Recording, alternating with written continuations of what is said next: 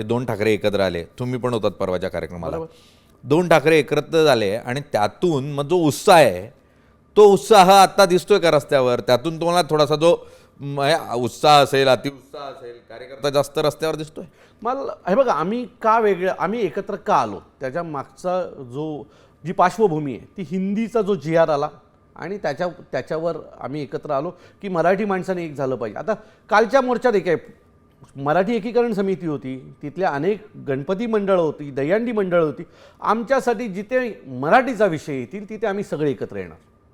आता युती करायची का आघाडी करायची का हा निर्णय सर्वस्वी सन्माननीय राजसाहेबांचा आहे आणि त्याच्यावर जो निर्णय घेतील ते आम्हाला सगळ्यांना मान्य असेल.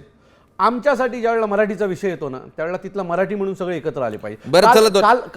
कालच्या ह्याच्यामध्ये तिथे प्रताप सरनाईक आले आणि जी घटना घडली, मी म्हटलं तो मराठी म्हणून जर आला असेल तिथे तर आम्ही त्यांचं स्वागतच करणार. मग ते कुठल्या पक्षाचे आहेत कशाचे आहेत आम्हाला काही घेणं देणं नाही. मराठी म्हणून जो माणूस आमच्या समोर येईल आणि मराठीच्या बाबतीत ज्याला आदर असेल तो आमचा, या भूमिकेच्या आम्ही सध्या